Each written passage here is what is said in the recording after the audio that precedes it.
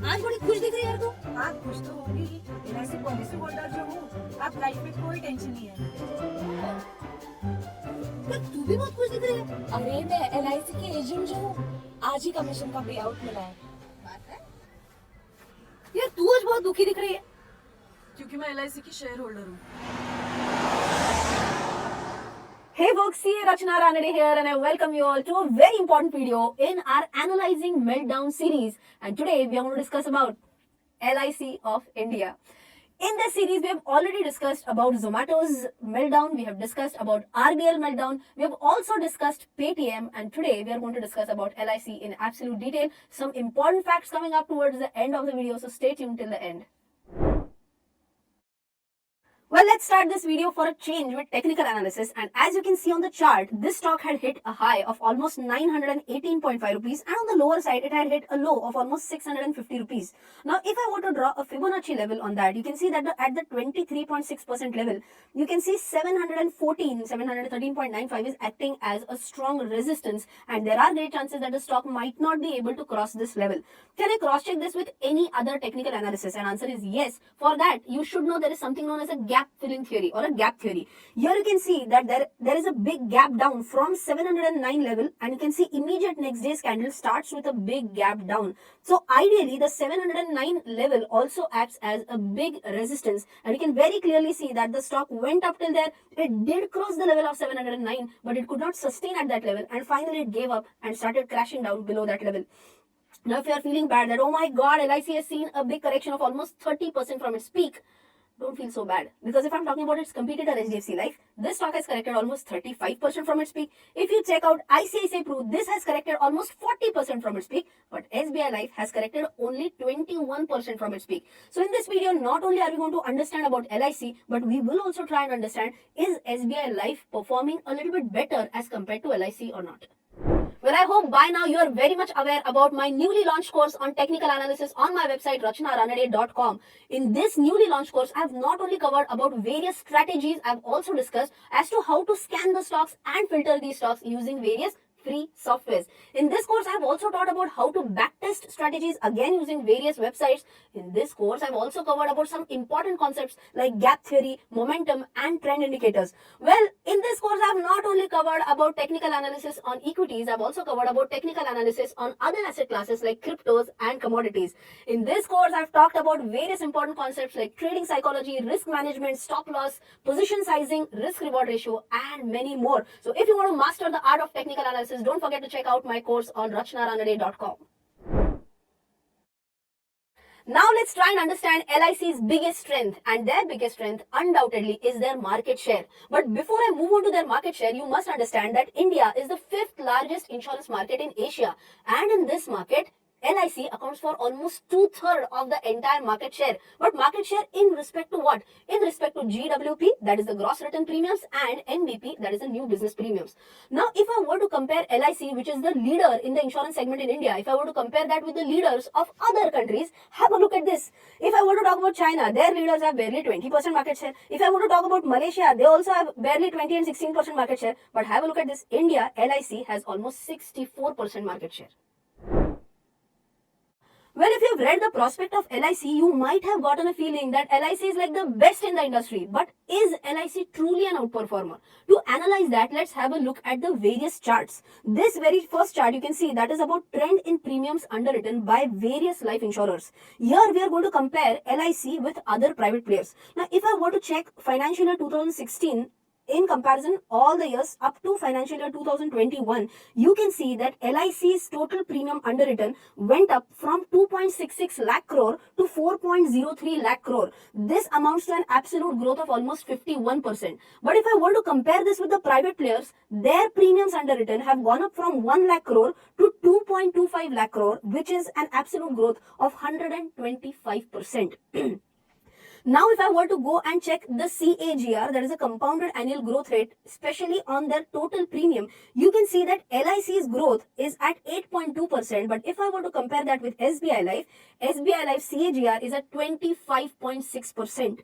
Moving ahead with LIC's so-called dominant share in the group insurance, here you can see that they claim that we have 81% market share. That is correct, absolutely correct. That was a figure for financial year 2016. But here you can see that their market share is continuously falling from 81% to 74% as per the latest available data. And if I want to compare the share of private players' share has increased from 19% in 2016 to 26% as per the latest data. And you can see a very similar picture of their share dropping from market share dropping from 56% to 43%, whereas private players moving from 44% to 57% as far as the individual NBP is concerned. Now also let's have a look at the operating expense ratio. Is it favorable for LIC? Now if you again have a look at the chart from 2016 to 2021, you can see that their operating expense ratio is more or less same. From 8.5% it was more or less there, and as per FY21 it was at 8.7%.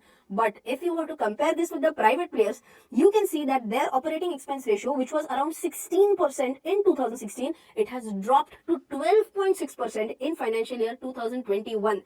Moving ahead with one more very interesting data point, we did check about the operating expense ratio, but what about the commission ratio? You remember in the pre-bumper, she was very happy. Why?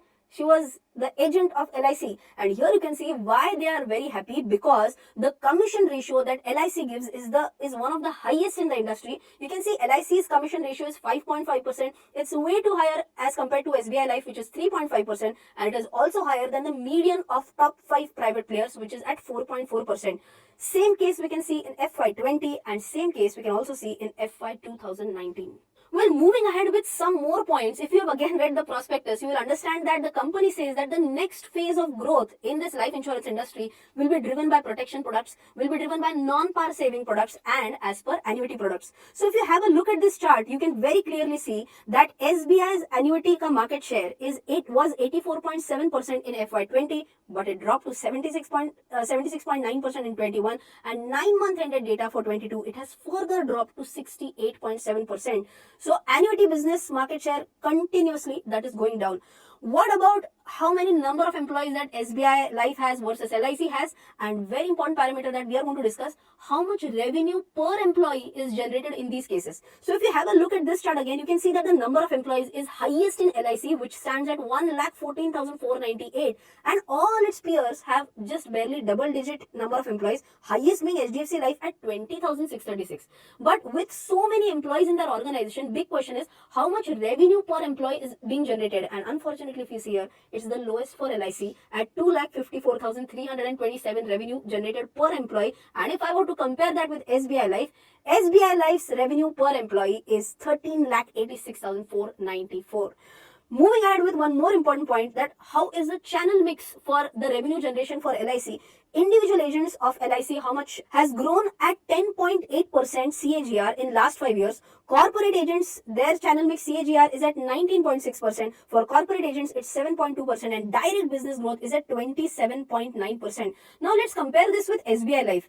SBI Life individual agents CAGR is higher. As far as corporate agents is also concerned, that is also higher. Corporate agents others is also higher, and direct business which they are generating is also higher as compared to LIC. Moving ahead with one more ratio, very important ratio, that is the persistency ratio. Now what do we mean by that? Are their customers really renewing their policies or not? So persistency ratio is typically checked in the 13th month and in the 61st month, that is at the end of first year and at the end of 5th year. Now if you can see, LIC's persistency ratio in the 13th month, that is at the end of first year, is 79%, but SBI Life it is 87.9%. So here also SBI Life's persistency ratio is better as compared to LIC. If I were to talk about the 5th year persistency ratio, LIC is at 59% and SBI Life is at 61.6%, and again SBI Life is outperforming LIC.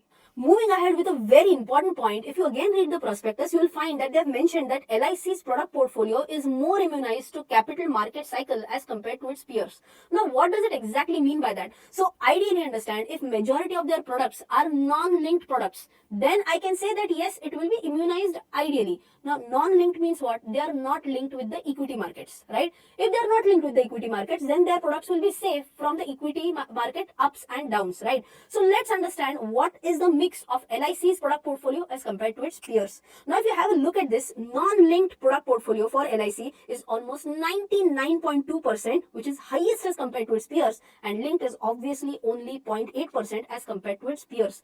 Now, if you have a look at this, oh my god, 99.2% non-linked means what? Majority of their money is going in the debt market or in bonds. But now here comes a trick part. What is that?